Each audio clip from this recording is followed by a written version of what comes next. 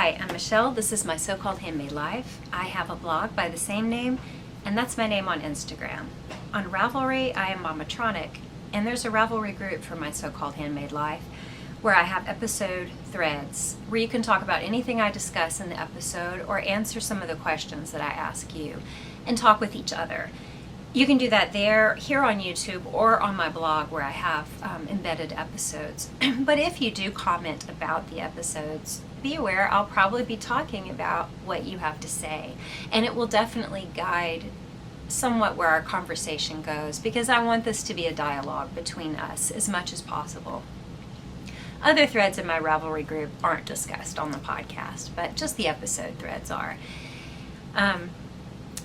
If you have like a YouTube channel, a blog, or you do little Instagram vlogs or something, and you would like to respond to something I talk about or give your thoughts on the subject, tag me, because that really is like a back and forth. I would really appreciate hearing from you. So a lot of you have, a few of you have messaged me and asked how I'm doing. And I want you to know I'm fine. Don't worry. I know it's been like a month, and I posted that explosion happened, our house was damaged, and then I like dropped off the face of the earth. But we had a lot of repairs we were doing on our home, and then I went on a retreat, and then a pandemic broke out. So, you know, other than my house exploding and a pandemic, I'm great. No worries, nothing to worry about. I think being in Texas, you know, everything is a very no worries attitude. I think we're the last people on the planet. We will be the last people to acknowledge there's a health crisis happening. I'm not sure why. I've like sat for 3 days watching news saying I'm going to get up, I'm not going to do that again today, and then I'm just transfixed in front of the TV. And I'm wondering if people aren't taking it seriously here because it's being delivered via so many puff sleeves. I mean, have you ever seen so many puff sleeves since the 80s? I mean, like super serious puff sleeves. I do think the message is getting through to Southeast Texas, however, because all of the news reports on toilet paper selling out, I mean, everyone went crazy. All on fire, running, screaming through Walmart and H-E-B. They weren't really screaming, but H-E-B, Walmart completely sold out. Apparently, Topo Chico's sold out, which really cramps my style. And bullets. Academy sold out of bullets. We're going to protect our toilet paper and our Topo Chicos to the death. There are like school closures, and my son will be taking online classes when school starts back up. However, his job still expects him to be there at night waiting tables, so a lot of mixed messages. My daughter and son-in-law will probably be working from home when their break resumes, hopefully. So I'm somewhat self-quarantining. I don't want to be around people I know who have a low immunity or are older. So all of my weekly stuff is canceled that I normally do. And so I found myself sitting in front of the TV as though the more information I get, and it's the same information over and over, I'm going to piece this together. I'm like not really afraid for myself. I'm just concerned for everyone affected and what it's going to mean financially for the world. And I'm not going to fix that by staring at the screen. It was like some kind of Clockwork Orange brainwashing torture, like where my eyes are just glued open and I'm watching image after image that's kind of stressful.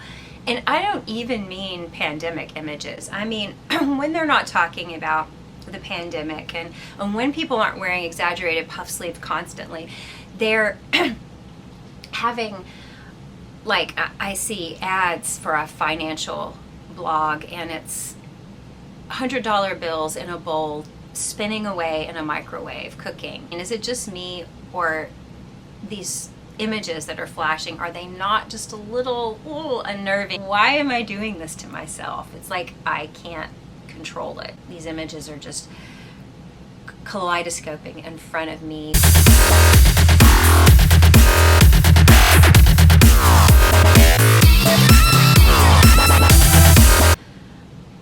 when I try to turn to Hulu or Netflix, they're showing Watch Right Now, and it's all like apocalyptic shows. So I just finally turned it all off. I walk outside, and this neighborhood stray that won't let anyone near it, it's got 3 legs, gets freaked out by me, tries to climb a hurricane fence with spikes on the top, and it's teetering its belly over the spikes and using its little nub to push himself over. And I'm just like, I realized I'm really stressed out. Like, this is making me breathe heavy watching this cat. I think it's all getting to me. I guess I sit in front of the news as though I can fix it. I'll sort it out and work out the puzzle. You know, it's not going to happen. So, a lot of people are talking about things you can do while you're stuck in the house. And I mean, I have a wealth of things. I always have a running list of things I need to do, but it's different when this kind of stuff is happening in the world. So I wondered what you guys are doing to busy yourself if you're self-quarantining, which sort of I am. I made a little list, and some of it is kind of like my New Year's goals, but I could finally scan photos. It's like been the goal for 2 whole years. This entire time I've been podcasting, I've been talking about scanning those photos. I need to do it though. I can photograph items that I got in my garage that I don't want anymore, to put on like a website like Poshmark or something to sell. I have jewelry supplies. I can make some jewelry. I could catch up on blogging. I could podcast more. I could go riding my bike. I haven't done that in a while. Just, I guess, hold my breath from all the fumes.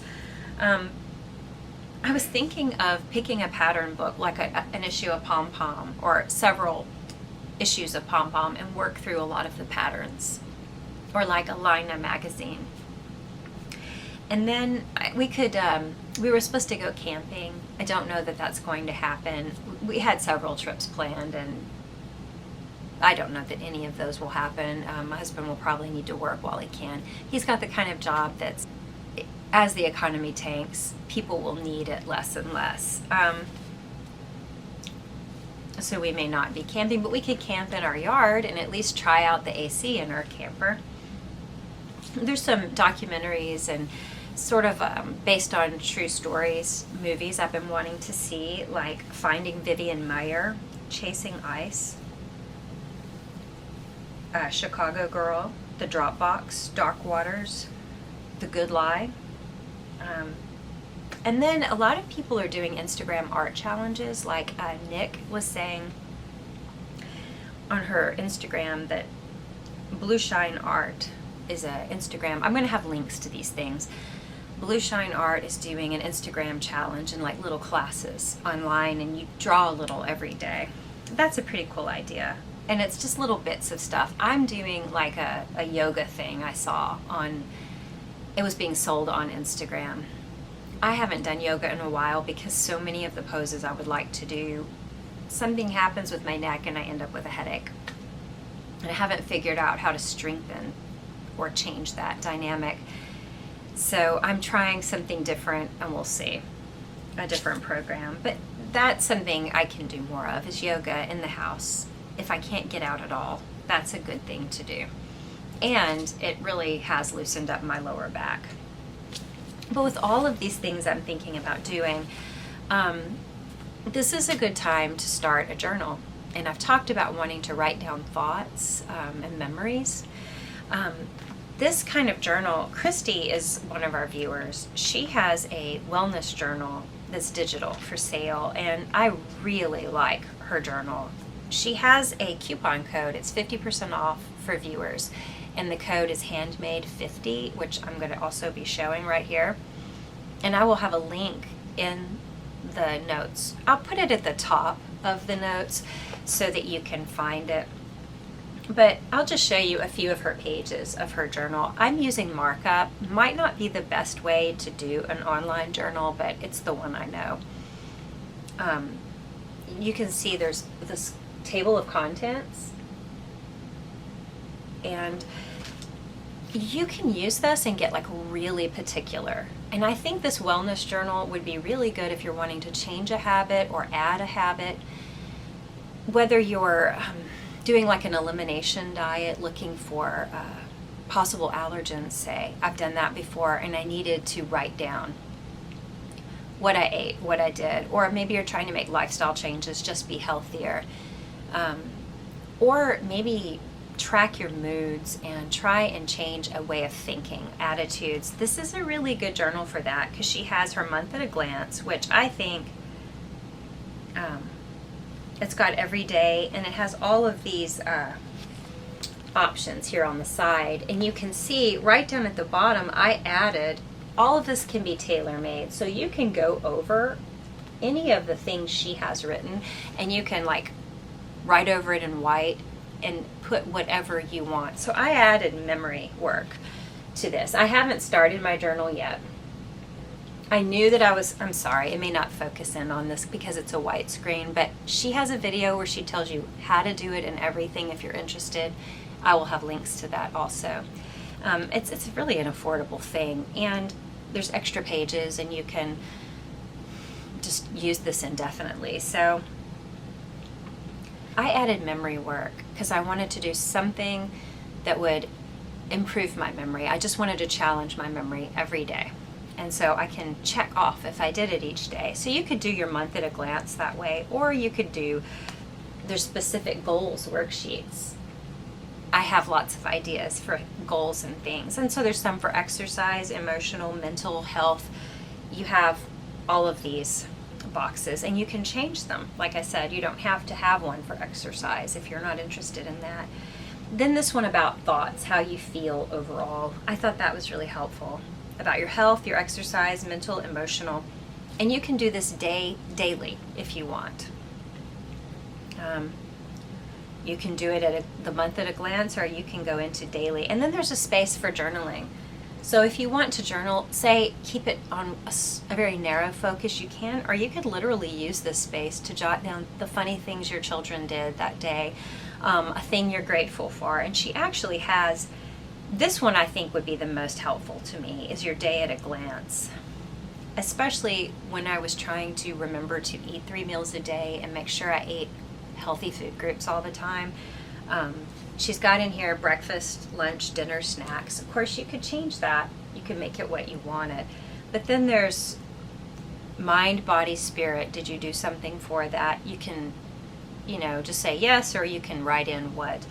Did you help another? Did you have gratitude? A quote.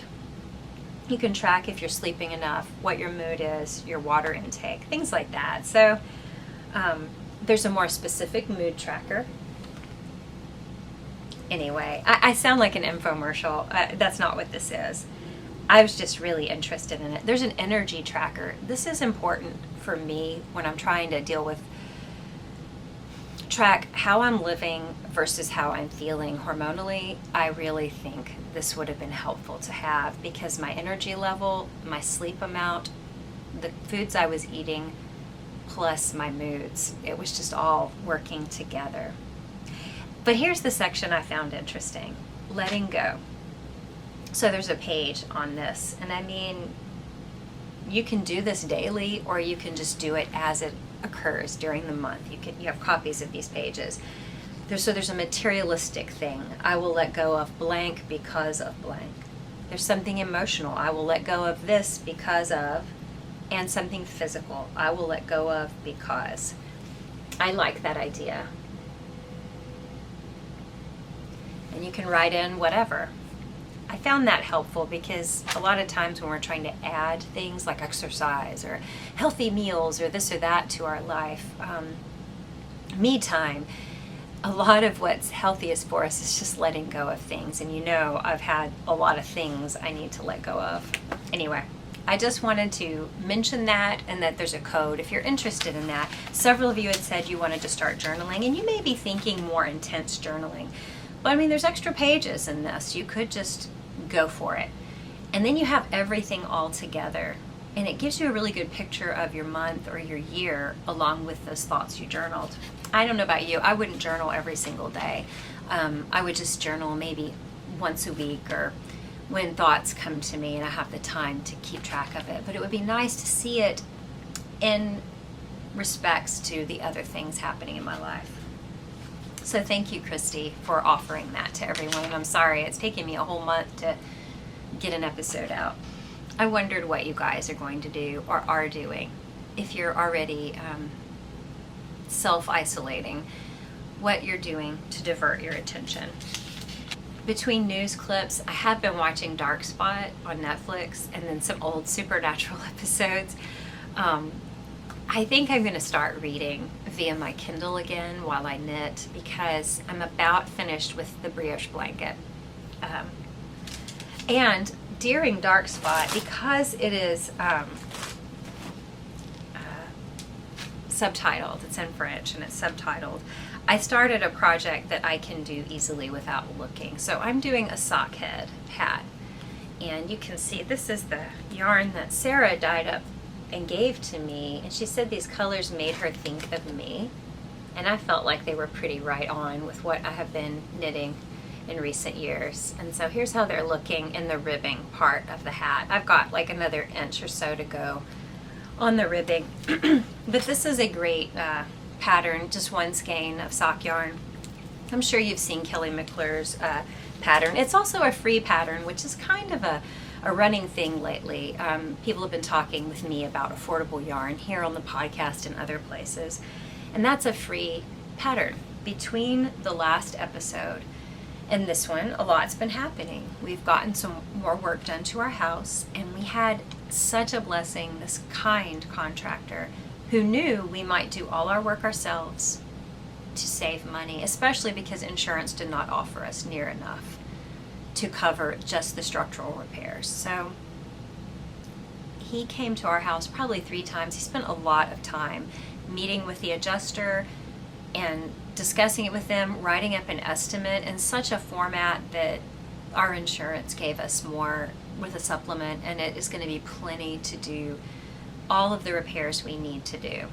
And I was so grateful. And I just wanted to mention it because there are really kind people in this world, and it really renews your faith in people to have someone know that they may not benefit at all and give so much of their time. And I was like, thank you so much. He said, oh, it's no problem. He said, lots of people have helped me in life. I just really want to help. And he did. He did help. We will be able to use him for some of the work, but it's not going to be a big job for him. You know, he just did this out of the kindness of his heart. I thought that was kind of a neat thing to mention to you guys. So I also went to the Knitting in the Hills retreat put on by Hill Country Weavers. And that was really great. You know, with all the things happening with our home, I wondered, how am I going to be able to do this? But it did work out. And it was a break from thinking about inspections and insurance and, you know, all of that. It was nice to go somewhere and not have to worry about appointments and things. It was just all about crafting. I got to meet up with Chaitanya, and we got to share a room, and we had a good time staying up late knitting and talking every night. I met other new friends, Melanie, Sue, Amy, Isabel, Olga. I really enjoyed meeting everyone.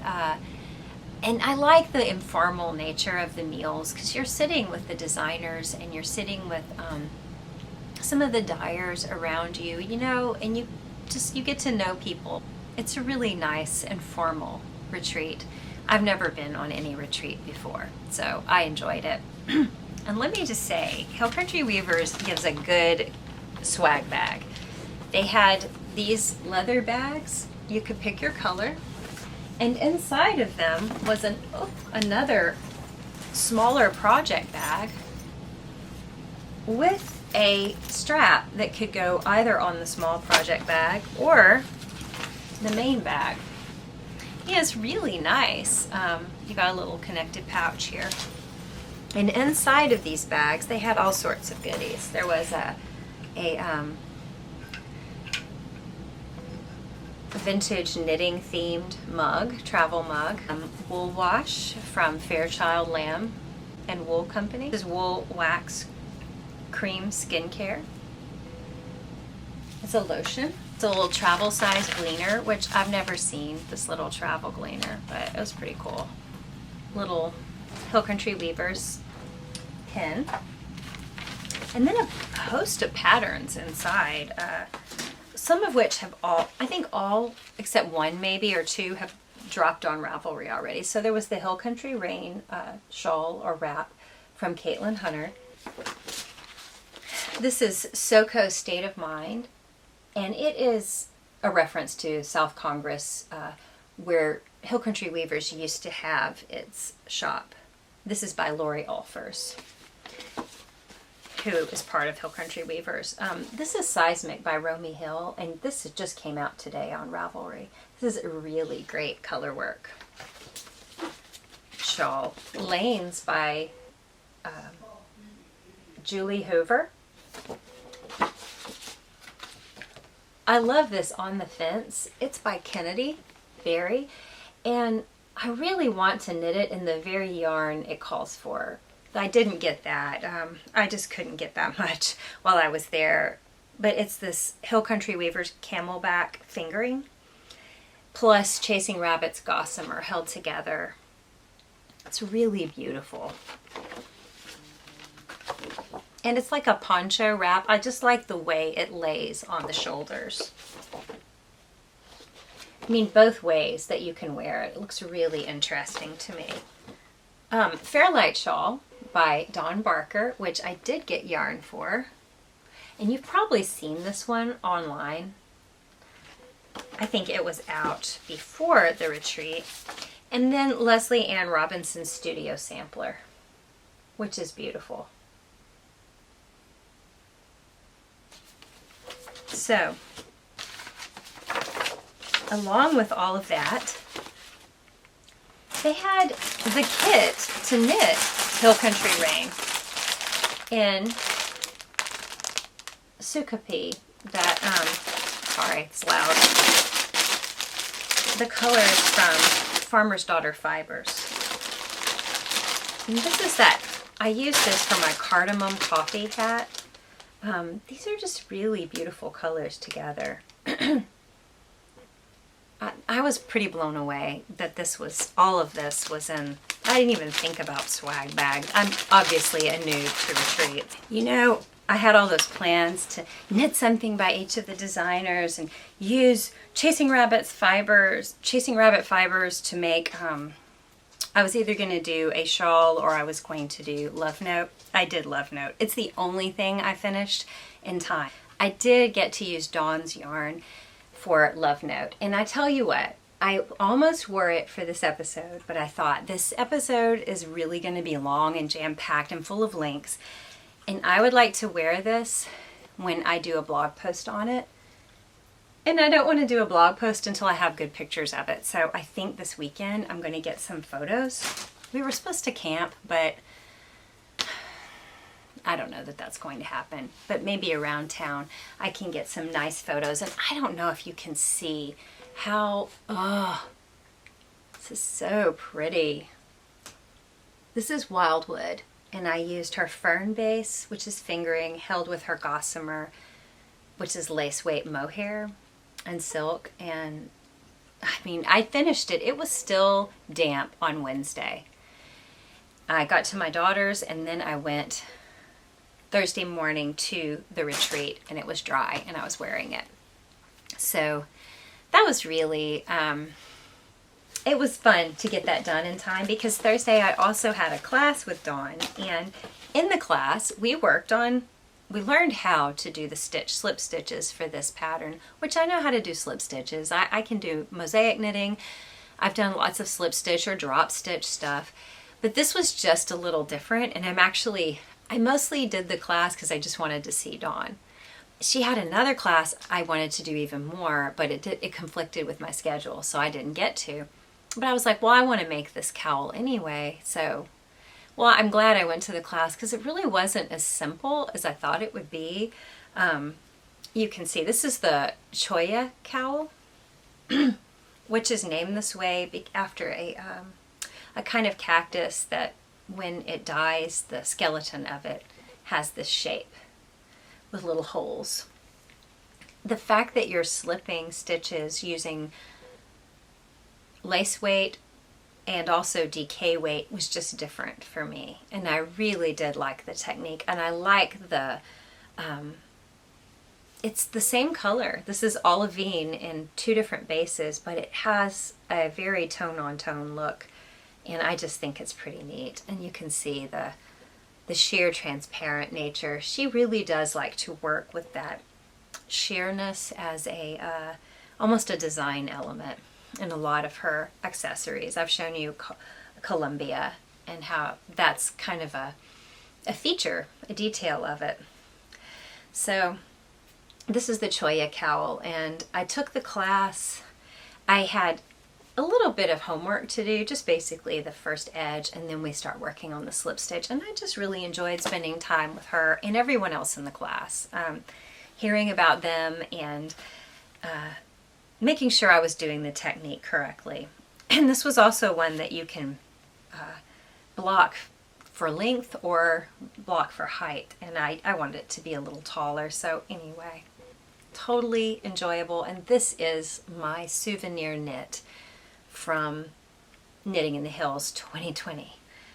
So I'm pretty in love with Dawn's yarn, absolutely. The other class she was offering is for the archive loop, which the archive loop and the Choya cowl are both on Ravelry.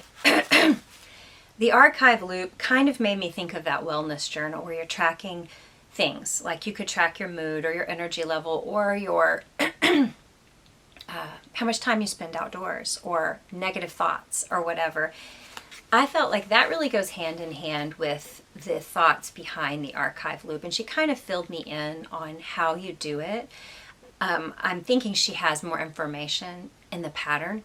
You can see on Dawn's archive cowl sample, her archive loop, that it's a use of 2 different types of yarn and holding mohair. It's one of those projects where you use, you do 1 round a day. And so over a year you track something in your life, and I'm sure her pattern tells you more about it, but I'll just say I got Fern and Serenade and Gossamer lace weight in indigo, and I like this. This was she had these bundled together if people were interested in bundles, and I did. This was the colors used in the sample that I just showed you, and I like this neutral colorways. The next class that I took was with Mara Lacole, who did the rose that grew up from the sidewalk, and she's got a lot of neat textural and color work happening with her designs, and she uses a lot of, to me, it's like tone on tone or low contrast color combos, and getting to see them up close, I really appreciated that low contrast. It doesn't always translate in a Ravelry pattern. The photo on my iPad, it just doesn't always translate, but it was so beautiful up close. I really appreciated her eye for color, and she gave me a lot of ideas. Like, one of the things I'm wanting to do is use stash. I did get some yarn at this event, but I'm not going to be doing that the rest of the year. I'm really not. Really now. So I wanted, I guess I wanted to free myself a little with colors I choose so that I can use what I have. And she had a lot of ideas about, if a color combo is not quite working, use a tone variant of one of them. Step just a shade or 2 away from it.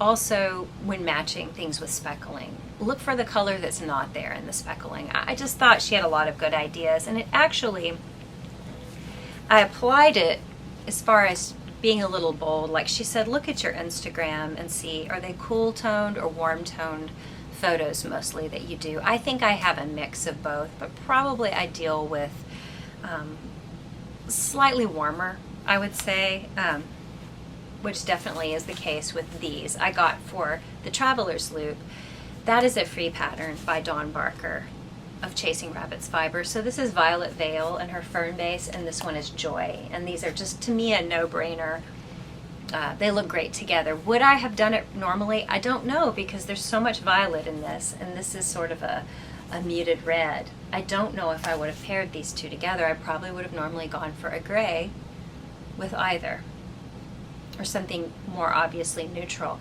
But yet together I think these form sort of a neutral uniform for me, and I really like the way they look together. So, you know, Mara kind of gave me some confidence that way. Let me show you Traveler's Loop on screen, but it's yellow with white or off-white contrast. That's what I'm going to use the two I just showed you for, but she had a very high contrast color combo. It was super cool at the retreat, and that's what made me like, oh, yeah, I've got to do Traveler's Loop now, and that's why I picked that out.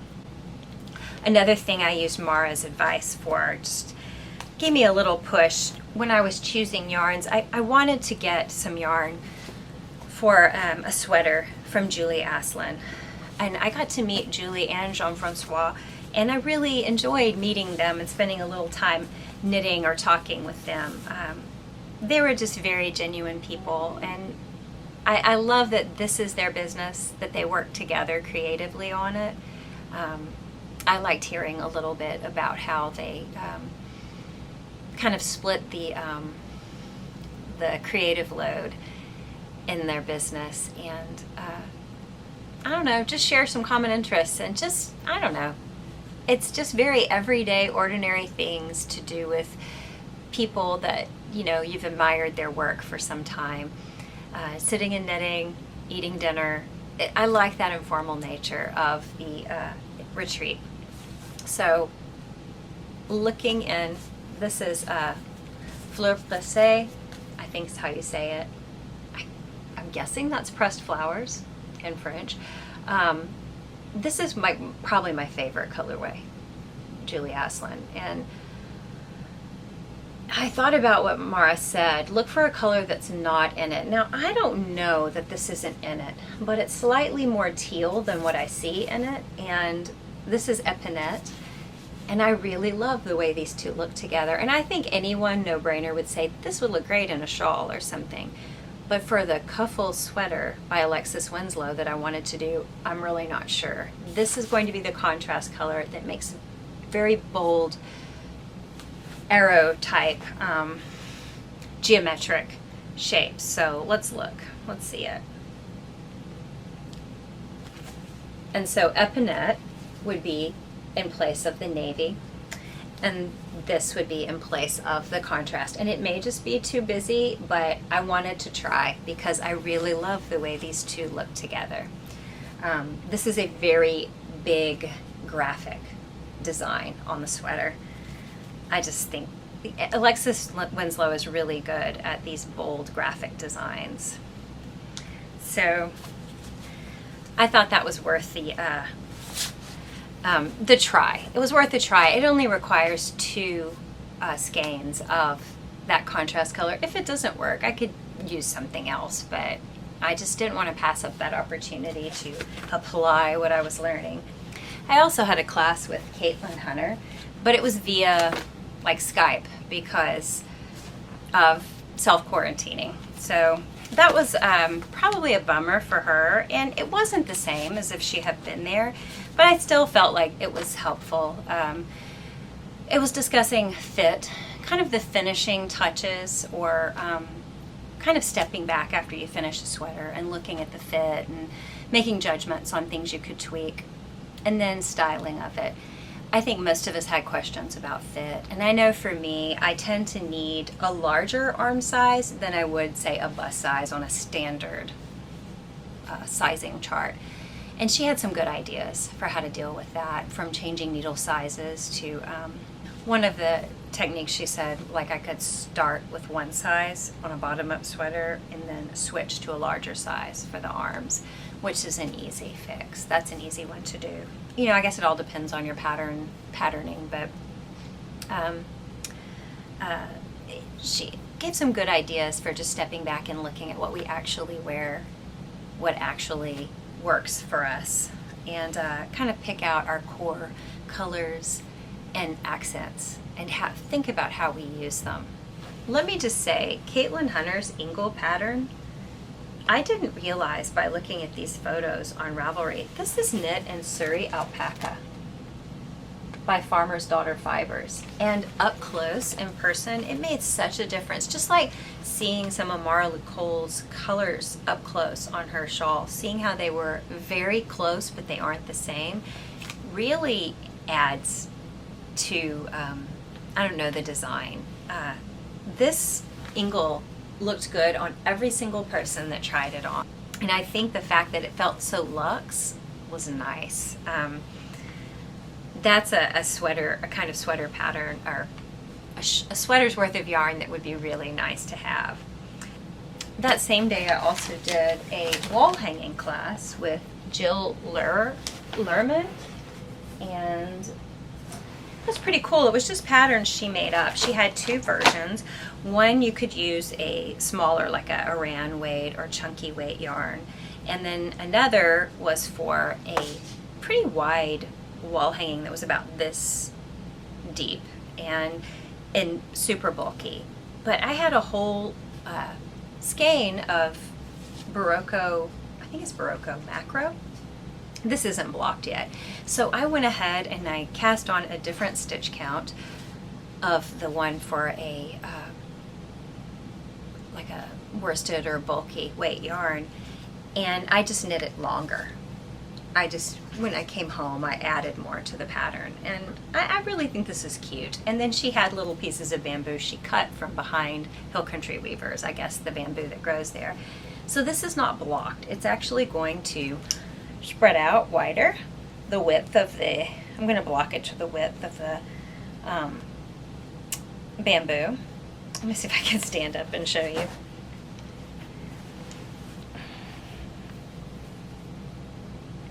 I just thought it was pretty cute.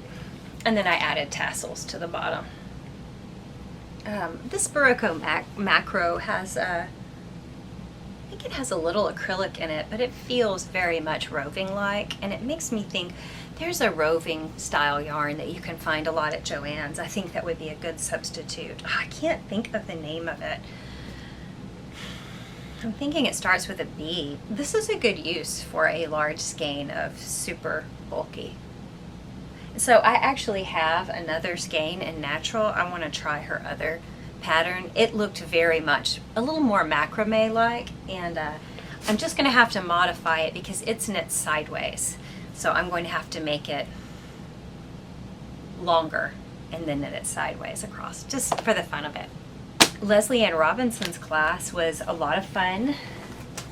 I feel like a master of textural brioche. I mean, when I first looked at the textural brioche, so just like look at this part of the shawl, I mean, I wouldn't know what all that was. I can tell two-color brioche, but that's it. The rest of these stitches, I just wouldn't understand what was happening there. But we learned how to, this is Golden Willow, we learned all the stitches, the textural stitches that are used for this. And then I know how to do two-color brioche, though I've never done this kind of shaping. I'm excited to start on this soon while I still have what I learned in my head. But she actually, this is a little pamphlet she gave out. It's worded perfectly. It's just what she told us, and I could read it and instantly understand. I really think this is all I need to know, to remember how to do those stitches. But let me show you my my little sample. I finished my love note at 2 in the morning before I was supposed to the next day go on my trip, so I didn't have time or energy to ball up beautiful sock yarns to use for my sample. A lot of people brought the yarn they would just probably use for that project. I brought actual sock yarn that I was planning on using for socks to match various sweaters that I have. So they were already balled up. It's just Knit Picks tweed, stroll tweed and stroll solids, but I don't know if you can see. There is 4 different types. I think there are 5 different types of brioche stitch here. 1, 2, 3, 4, 5, yeah. I just got a little into each one before we would move on to the next, because I was taking photos of what I was doing. But I like these colors very much, and so I'm going to be using similar yarns, probably like Knit Picks Hawthorne, similar colors. I just want to save these for projects I already planned on them, but I wanted to show you this sample before I took it apart. I found that a very empowering class, and like actually later Leslie helped me pick out in the marketplace some Life in the Long Grass, another yarn I've never used before, colors for her Emmy shawl. Let me show you Emmy.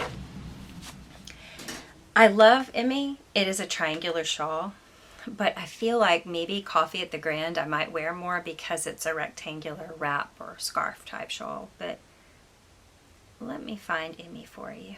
You probably have seen Emmy.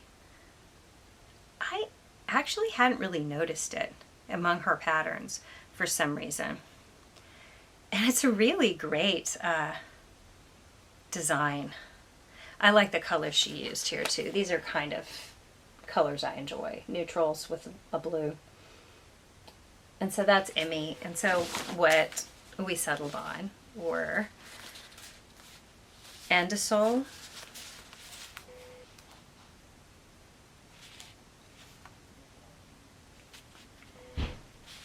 Autumn, and Wheat. Hey. Hey. We're out there, just saying. Sure. And I think these will be no-brainer.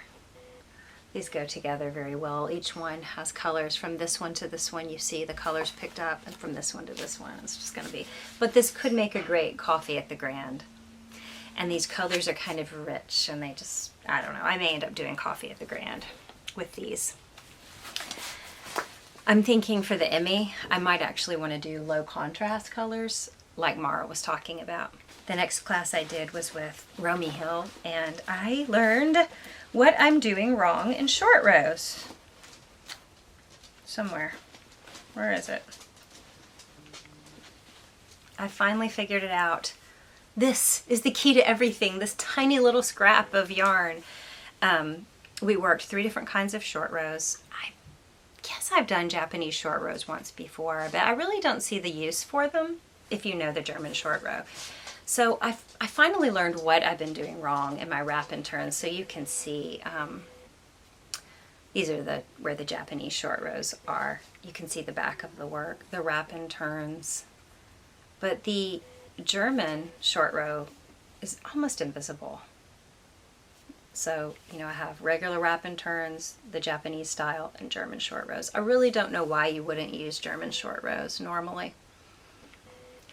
But I figured out I wasn't setting my stitches in the right direction on my wrap and turns, going one direction when I'm coming back and resolving all of the wrap and turns. So anyway, I feel armed to do a neater job with my short rows than I've previously done. They've been kind of messy, and I'm just like, ah, whatever about it. I also saw Romy's Lacuna tunic up close. This is one I saw in Pom Pom and I loved. I had this issue of Pom Pom, but I'm just saying, seeing it up close made me love it even more. It was knit. The sample was knit in Julie Aslin's yarn, but I would probably not knit this in wool. I would probably do a linen blend for it, but it's just gorgeous up close. And then different people would try it on and you would see how it looked on everyone. It was flattering on everyone. Well, our local judge just shut down all bars and restaurants. You have to be carry out only. Okay, things are becoming real for us here. I think a lot of Romy, from a lot of the posts that I've seen her put on Instagram in the last year and a half, I've really appreciated some of the things she's had to say and the way that she said it. It's been enlightening, I think, and I like the way she's put herself out there that way. So I appreciated the attitude with which she did it too. So it was nice to get to talk to her and spend a little time with her.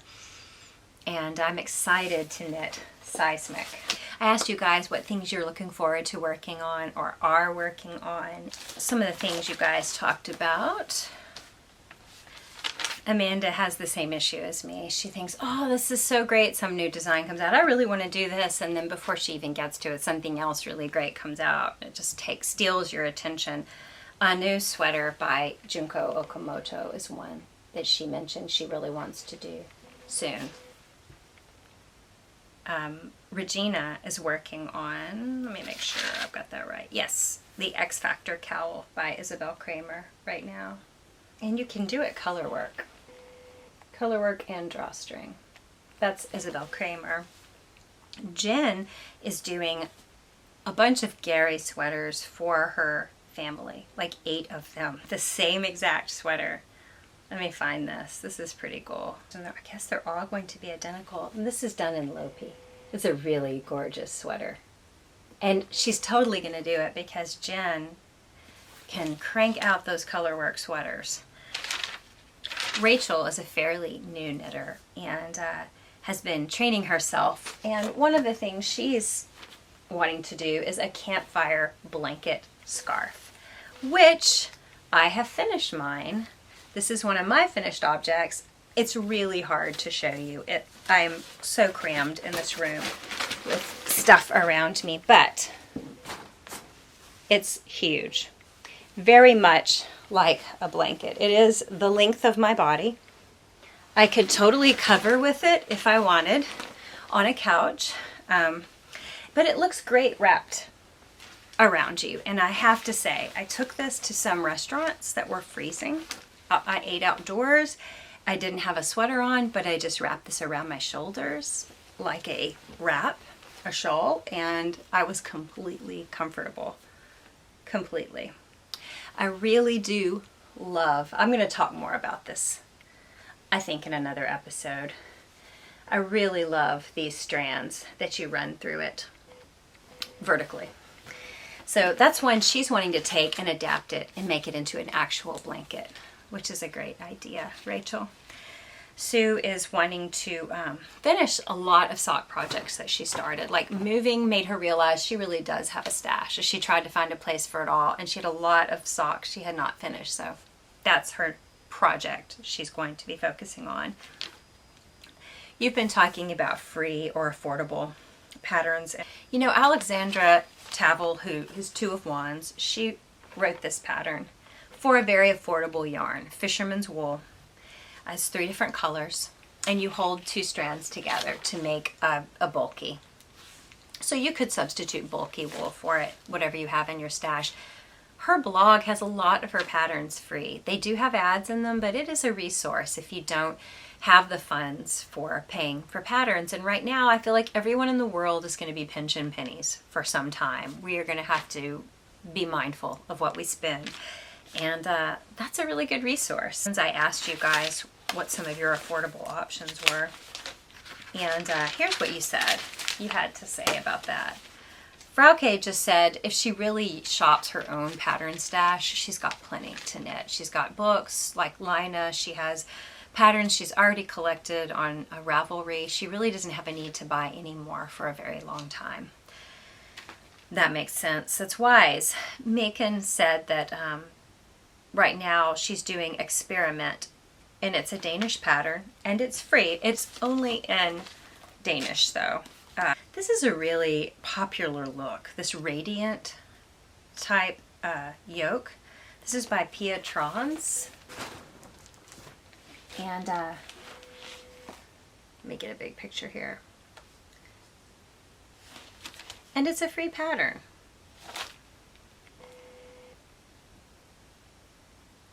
So that's a great recommendation. Thank you. Now, it's not in English, but if you know the language, go for it. And Ravelry is a good source for free patterns. You can type in pattern search, tag free. That's what several of you actually do for your patterns.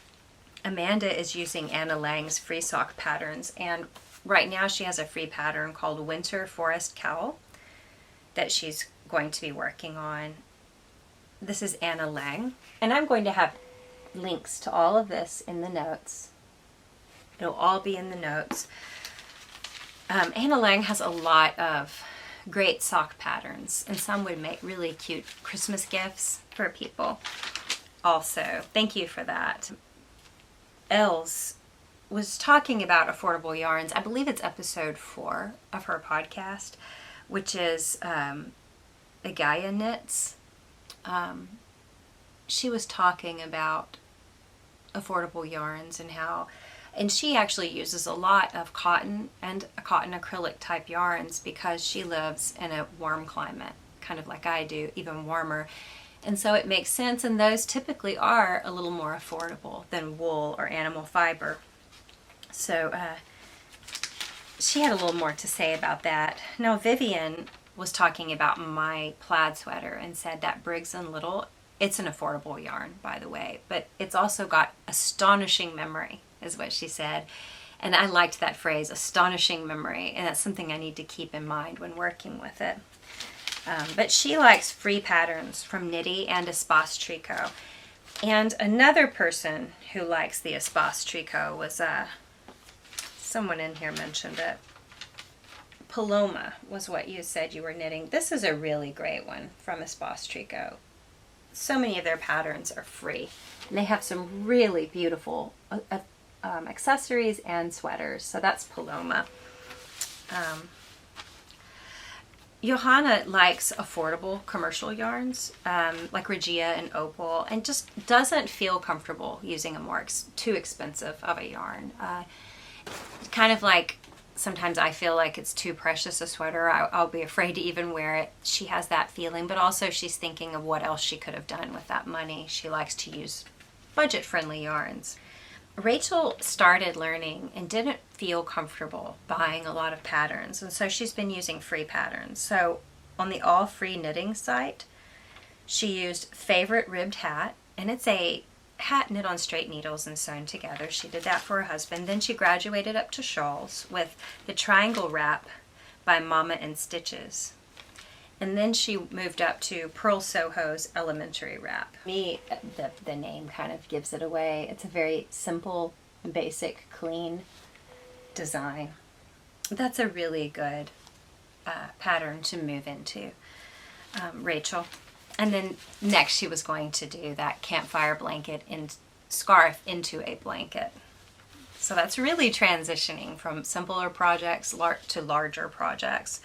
Sue likes the Paloma. Sue was the one who said Espace Tricot's Paloma is what she was interested in. And that's an affordable one. Beth was saying Hohi is actually designing a pattern using Lion Brand, which I didn't know about, but she likes free patterns on Ravelry too. And you can search free plus whatever else you're looking for when you're searching in Ravelry tags, and come up with tons of stuff. They really let you narrow the search well. So when talking about affordable things and lower priced and stuff like that, Talitha had mentioned that she finds she's turned off by YouTubers that are plugging their Patreon a lot. She feels like it might obligate people who watch these free podcasts, it might obligate them to feel like they should pay. And maybe they don't have the money. They're not actually as privileged as the people posting the videos. I get how you could feel that way. And she also felt like mentioning a Ko-Fi, just an offhand mention or a link, is a lot less obtrusive than when it's mentioned a whole lot. And then Dominique came in and said she felt the same way. Sometimes podcasts feel like they're becoming infomercial-like. I hate to tell you this, but I've actually been thinking about doing a little something to, not a Patreon, but just something a little different, like a platform maybe I would pioneer kind of myself. Paid content, but it would be all the stuff that's behind the scenes of my so-called handmade life. Things you've never seen before and maybe wouldn't see any other way. I don't know. Maybe I'll just put in a clip here and you can take a look and see what you think.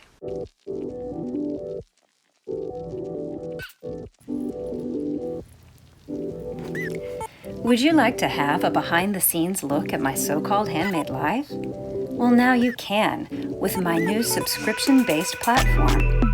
Now you'll have access to all of those very special family moments. Hey, who left all these jars and didn't wash them out for the recycling?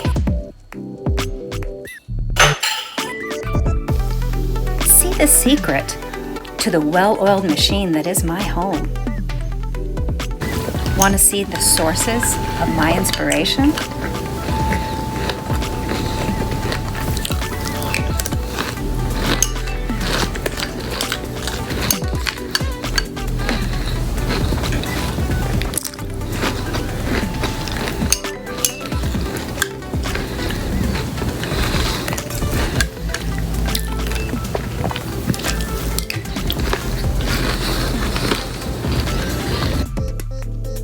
Don't forget all those glimpses of my so-called handmade life in the wild. Join my subscribers and get more of my so-called handmade life than you really need to see.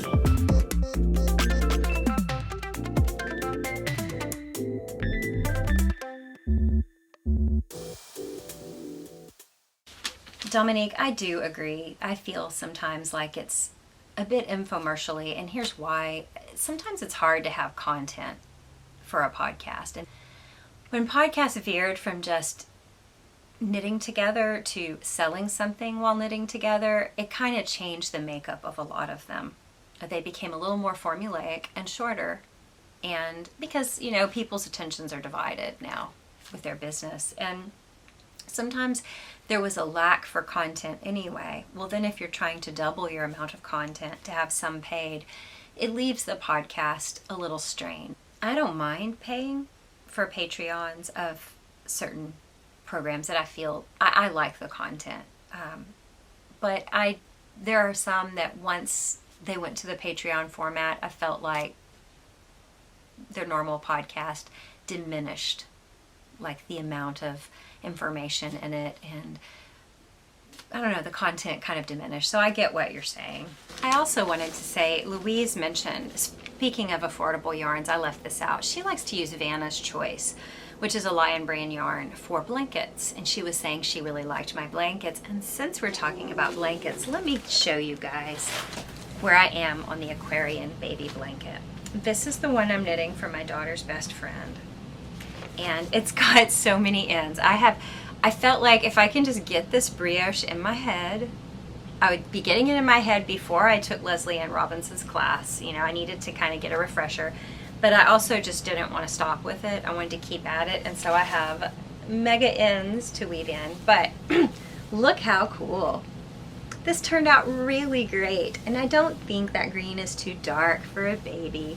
I think this is going to be a really useful blanket, and it's going to block out a little bigger. Someone told me they would never do a brioche blanket for a baby, and I think it was said at the retreat, and I didn't get a chance to ask them why, which made me think, maybe little fingers and toes get caught in it. I don't know. I feel like that's true of any knitted blanket, but maybe it's just too plush, and that's what they meant. Or because it would have to go through the wringer. This is washable Knit Picks Swish, I believe. It might be Wool of the Andes Superwash. I don't remember. I love that Lavagna Patricella pattern. I really do. And she has a poncho out now that looks really similar, but it's a poncho. I don't think I could do that anytime soon. This brioche was, I really worked hard on it. I tried to do a stripe of color a day. Some days I did a stripe and a half or so. But for some reason it's a little harder on my wrists. I think I'm just balancing a lot, and maybe I'm nervously knitting. I don't know.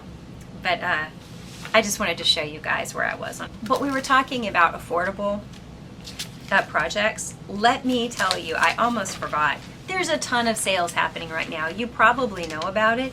You may not need to bother with it because it might not be something you should do. But I did want to tell you. I'm just going to list them. I'm going to read them out.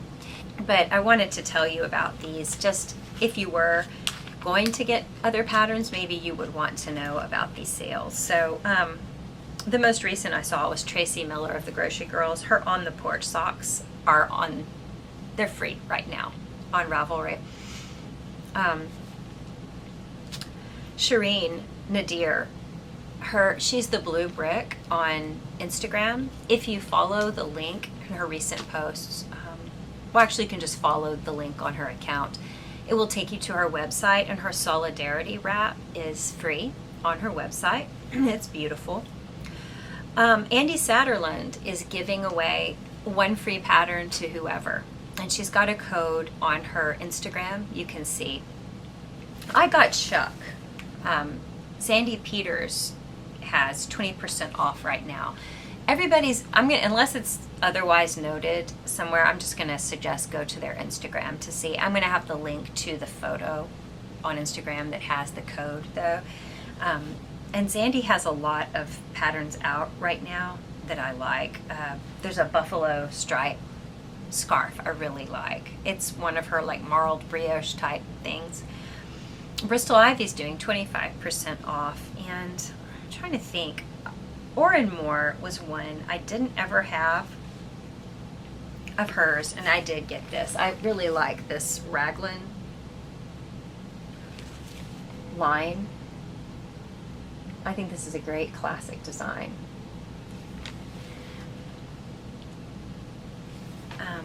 Christina Danahy has 36% off for her 36th birthday. She's got so many great patterns out right now. You know, she had the Modern Heritage knits, but you can get any of those patterns, I think, individually on her Ravelry page using this coupon. I really like her cyan long johns. I'm really dreaming of living in a different climate, aren't I? Annie Lupton is from Boho Chic Fiber Co. is doing 25% off of all of her patterns, and I don't think a code is needed, and she's just got a lot of great designs.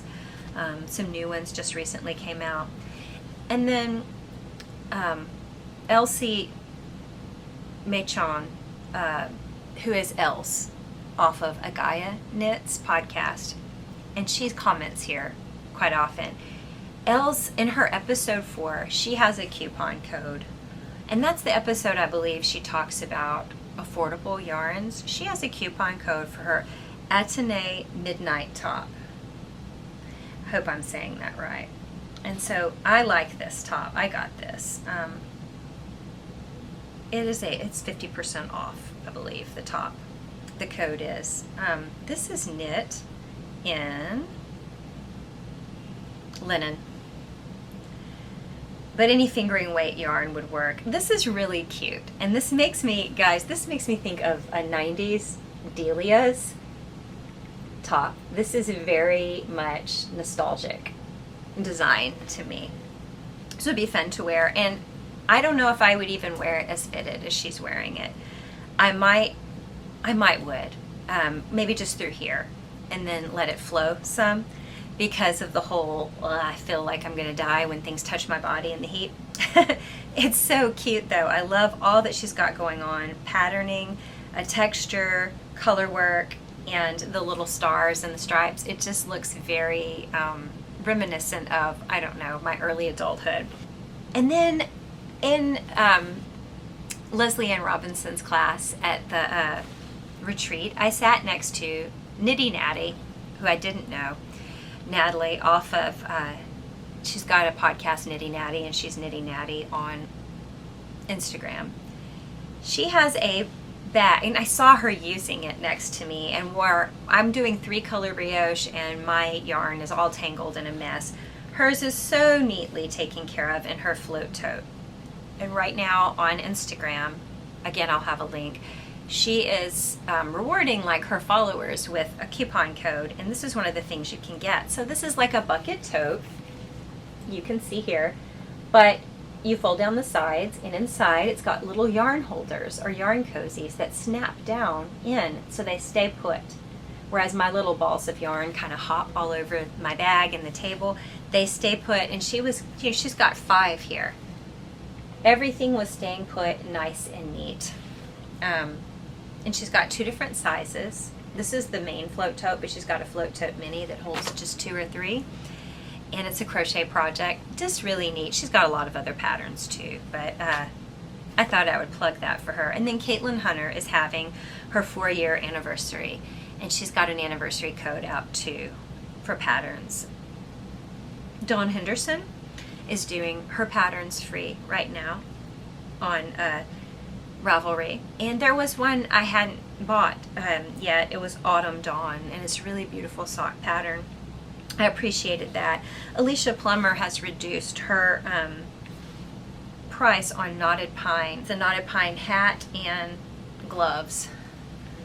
And that makes me think of my grandfather, because he said knotted pine would burn fast. It would just light a flame so fast. And he had some knotted pine, and he said, don't put this in the fire in the chimenea, because it'll, light up so fast. Dried out, and it just burns easy.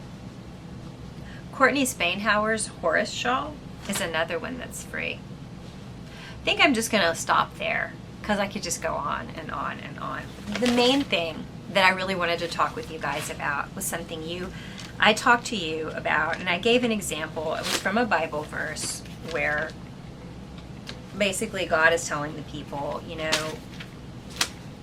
you want to hear from me, you want me to act on your behalf, but look how you're treating other people. You are not doing justice. You are not, some of the phrases were, if you want me to turn my face towards you, you need to, basically what he said was, I was paraphrasing, undo heavy burdens that you've put on other people's backs. Share your bread with the hungry. Shelter the poor wanderer. And one version I read said, the poor and cast out. Take away the yoke from your midst. And stop the pointing of the finger and the speaking wickedness, and spend yourself on the hungry. And so the phrase that really touched me was spend yourself on the hungry and undo heavy burdens. And I asked you guys, how would you do that in your life? Whether you follow the Bible or not. How would you do that? Because I know a lot of you, regardless of your faith or your beliefs, care about doing things for other people. And I asked you for some specific ways you would do it. And of course, we have even more presented to us now with the pandemic. And I wanted to share some of the ideas that you guys gave me. Macon was saying that in Denmark, there's this tradition of volunteering. It's just something everyone does, often in sports associations. And so it puts young people together, gives people a chance to intermingle, have something constructive and positive to do. And there's also the Children's Adult Friends Association, which I'm thinking we have something called Big Brothers and Big Sisters, but it's the same thing. It puts a young person who has no support, no maybe family support or whatever, emotional support, together with an older person who will just kind of be there and listen. And that's exactly what she said they do. This Children's Adult Friends, they just might meet with the young people when they need someone to talk to, and they'll listen and offer support. One thing, Amanda, that you said you were doing is helping with Operation Stand Down, and that's a veterans operation. I found out about that when I was trying to sign my grandfather up for VA benefits, because he was going to assisted living and they would need them. And he had never signed up for any, and he was now in his 90s and needed it. They told me about Operation Stand Down, and I thought, wow, this is a great thing. One day I would like to be part of this. However, I didn't know what I would do. In that, they offer all sorts of, like our local group, they might have someone who cuts hair, doctors, different people, healthcare providers who will meet with, and they'll meet at one place, and then the veterans can just kind of go from booth to booth and get different help they need for free. Maybe some of it's counseling too, maybe job counseling, I don't know. I wondered what you do when you work with Operation Stand Down, Amanda. I'd really be interested to know. You can message me if you don't want to comment on YouTube, but I really, I think that's exciting. That's something that's really touched my heart to hear about, but I kind of forgot about it because at the time there was no way in my life I could do it, and now this is a time where I could, and I think that's a great idea. Regina and her husband started a St. Vincent de Paul conference in their local community to help needy families. And then on top of actually bringing needs, meeting physical needs for families that are having a hard time of it, she also said that she feels like just her attitude and the way she treats people, it's living out her faith at school where she teaches by being respectful and loving to the students. And she feels like that's also another way that she undoes heavy burdens. And she really does. From all the things you've said about your school that you work at and how you approach your job, Regina, I really do think those young people are so fortunate to have you in their life, because you really view them as people that you're genuinely happy to have a little time with and to encourage in any way you can. Els was saying, this is really touching to me, Els, that she said she's seen this acted out by her family members on her behalf when she lost her job and then later her home. She was in a predicament she never thought she would be in, and could not get back on her feet on her own. And her mother and sister came in and helped her. You know, she can be of help while living with her mother. She does things for her mother and to earn her keep, but ultimately it was a gift that her mother gave her, and she's very aware of it and very grateful. And I mean, I'm sure it's a blessing for them to do for you, Els, but it's nice to hear from that perspective of someone saying, yeah, I got help. And then, you know, you're going to pass it on to other people because it touched your heart. You know, you're going to pass that on by helping others. Kind of like that contractor who helped us when he didn't have to. I mean, he didn't have to. And he was like, oh, people have helped me in my life. I just want to help. And he really did. Anna was saying that she often knits things for Warm Hands, the Warm Hands Network. So that's knitting winter items for people in need to keep them warm. It partners knitters, crocheters, and corporate sponsors. They provide warm hand knit and crochet clothing to families in the Canadian North. Hats, mittens, neck warmers, socks, sweaters, vests, and blankets. Preferences for wool and large sizes. That's wonderful, Anna, that you're a part of it.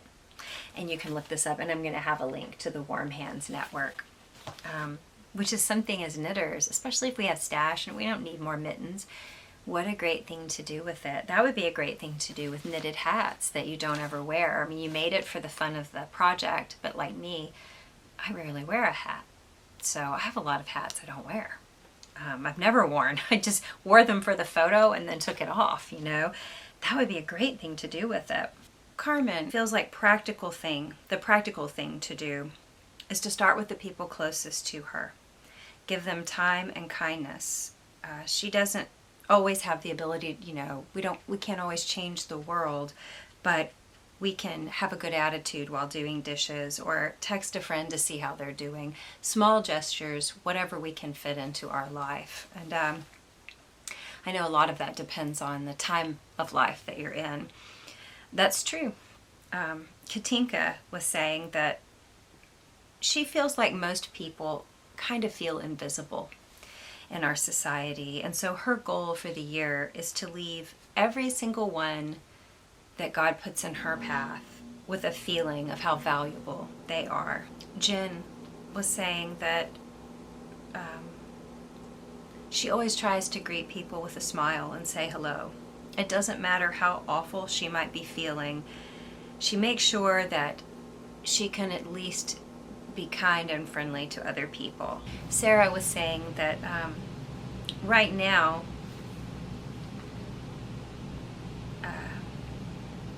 she is spending herself on her mother. Her mother is going through stages of dementia, and she's definitely emotionally and mentally she's emotionally needing her daughter's attention, but she's also mentally wandering. And so it's really changing her life to be a caregiver to her mom. And she feels like the rough edges are being grinded off of her character daily. That is the heart of spending yourself on someone else, is caregiving. But I do love the way you put that, Sarah, that the rough edges are being ground off of you.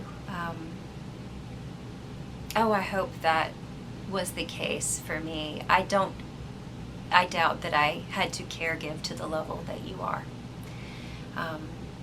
It wasn't daily with me. It was most days, and it wasn't all day. But it definitely produced something in me. While I was so physically weakened, something inside of me, deep inside of me, became set and sure. I don't know how to explain it any other way, but it's just a real testament to me, the way that you're helping your mother, walking with her. It's just a lovely thing. Pam said that she volunteers in lots of different programs in her churches. During the winter, they assist a men's shelter, and they host groups, provide meals, and a safe, warm place to sleep at night. They have an industrial kitchen there, so it makes it really easy, and showers. That's really convenient when your church or your groups that you're a part of have that. There's so many things you can do for others. Her knitting group made hats for the men as well. So now they're hosting women and children. They've probably already done that at this point with women and children also. She also can donate non-perishable food to food banks, hygiene supplies to shelters, diapers and wipes for community centers. She can read to children a couple of mornings in an elementary school, which she's already doing. On a macro level, she's marched in protest to call attention to and advocate and address climate change, which also disproportionately affects the poor. Yeah, so I mean, we're covering all levels here, from just smiling when you feel awful, to marching in a protest, to caregiving day in and day out, or being the recipient of a relative's care. I just love all of these. Els also said that just being a good listener is a way that she can undo burdens, heavy burdens on people. Gleanne was saying the most important thing we can do is just try to look for opportunities to make a difference, to spend ourselves on account of another.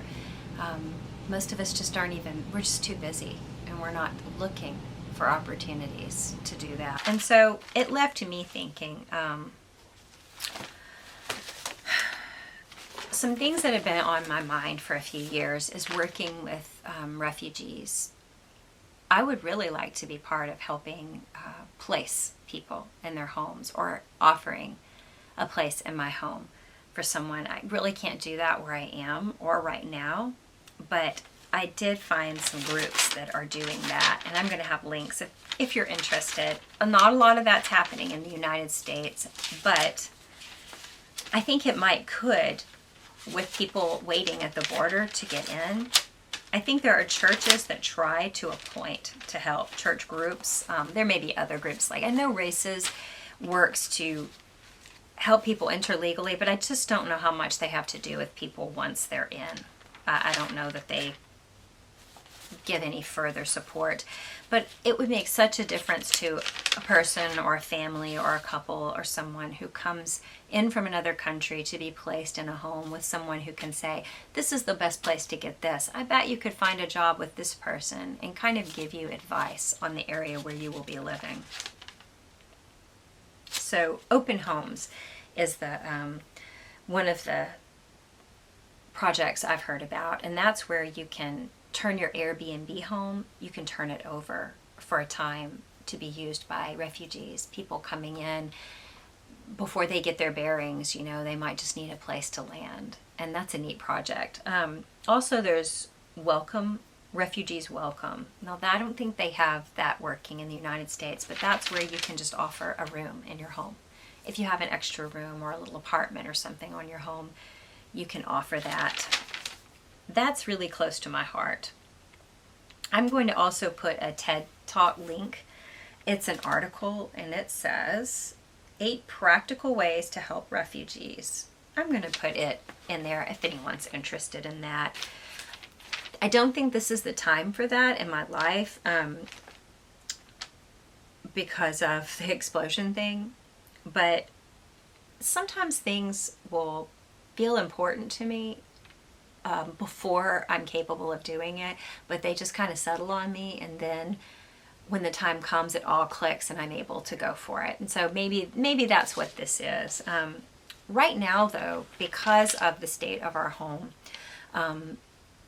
there's donations, physical donations. There's a group called Hope Center near where I live, and it's a place where pregnant women who want to keep their baby, but they really have no way to take care of it. Either they have financial hard times, or sometimes they might have a significant other or something that is threatening them, just not a good situation. But they want to have the child. This group will come in and help them with some medical care, support, like for things you need for a baby, getting ready for the child, everything you need, diapers and clothes, and clothing for the women, job training for the women, and even after the baby's born, there's some support given. I really like everything I hear about it, and that's something I've been able to donate to, but would actually like to do a little more to help with, and I think they're doing some things I could be more a part of once that gets going. I don't know. I have to hear back. Also, food banks and Meals on Wheels is something right now with this quarantine. That's something we could all donate to if we have the extra money. I get that right now a lot of people don't know when they aren't going to have a job. Maybe some of you aren't going to have a job come Monday. I get that. So it kind of changes this talk of doing for others. It's just as important. But now that pool of people that might need a burden undone or a shelter of some sort is just going to get wider. And so our opportunities are greater. Though our means may be smaller, our opportunities are greater. One thing I know I can do right now is I've checked on some elderly people I know. Again, people aren't taking it as serious yet here where I live, but I've said, hey, in the coming weeks, if you need something, let me know. I might can go get it or help you out. And I think through like my church or local churches, there's probably going to be a network of elderly people who do need things brought to them. Now, stores do deliver, but they're not all doing that now. And I don't know if as times get harder, they'll want to keep those jobs going. So that's something we could all do. Also, someone was speaking to me about how much the elderly are already shut in at home. And so this forced quarantine is even harder. It would mean a lot to them if you knew someone, it could be a relative, but it might not be. And maybe they don't have any relatives. Just give them a call and see how they're doing. Video chats if they know how, or do that kind of thing. I mean, I'm saying if they know how, because a lot of my older family members wouldn't have. Dropping off groceries at their front door, or maybe books, or maybe library books for them, or free books from a lending library or something. Writing letters, video chatting with people, and not just the elderly. Everybody's cooped up, and I'm sure there's plenty of people who would appreciate a video chat right now. Another thing that's helpful to people is you can, there's a lot of free book sources, but there's like free audiobooks. A lot of times on YouTube, you can find someone reading an audiobook out loud. And it may not be the most popular voice actor doing it, but it's still a book, So interesting links and things. I mean, that could really brighten somebody's day if you send it. I think Amanda had said that it does something inside of us. It's healing for us. We work out our own troubles as we help people with theirs. And of course, that's not our motivation, but it's true. So right now, everyone's feeling some trouble. I don't believe there's one person who will watch this in the next few months or tomorrow when I post it that will not feel troubled. We are going through a lot. The world is right now. And one of the things that we can do, I mean, I have lots of things, lots of things in my arsenal for dealing with stress, but definitely one of the things we can do is turn ourselves outward to others, love on them in some way, from just a listening ear, a smile when we feel bad, the actual day-to-day caregiving, to receiving care with a gentle spirit, to donating and marching in a protest, signing an online petition. I mean, you name it. There's so many ways that we can be part of that. But you're right, Gleanne, we have to be looking for them. And I think right now it would be really easy to close up and kind of freeze up, just freeze in front of the TV and not want to do that. But this is a good time. And of course, you know, some of you mentioned that you have like churches you're a part of, but if you're not a part of a church or something, you're probably part of some civic group, or maybe you know of people in your area. You could probably, if you have the ability to drive around and not make contact with others, you could probably get groceries for someone that's older and can't get out. Check on people in your apartment complex, whatever. There's quite a bit we can do, or just with technology, check in on people. So I'm going to be checking in on you more because I have lots of time on my hands. So what I've done for you here is composed this huge list in the notes of free and or reduced price patterns that I've seen. No, of course you can't get them all. No, of course you shouldn't get them all. But maybe you want one of them, and free is free. Oh, someone else is doing it. Who was it? Janice Hope. Janice Hope is giving a pattern out free. With the code virus, she's giving out one free pattern. And she's got some great blanket patterns, you guys. I didn't even realize that. I only thought of her as headscarves and sweaters. But she's got some really, really intricate, great hexagonal and, modular blanket patterns. Okay, so I've comprised this list in the notes of movies I'm interested in watching that you might. Most of them are feel good, I think. I think they might be tearjerkers. A wellness journal you might want to use to kind of keep track of where your thoughts are going these days and pushing them toward the positive. Lots of patterns that are free and or designers offering discounts or free patterns. And now I'm also going to have a link of just fun stuff. I'm going to be back with you in just a few days. So totally respond about ways that you're dealing with being self-quarantined and all of this. How are you coping with the stress? So I hope you have the best possible next few days that you can. And I'm thinking about you all. And let me know. Let me know how you're doing. To combat the Clockwork Orange brainwashing slideshow that I've been seeing on TV lately, I've got this to offer you.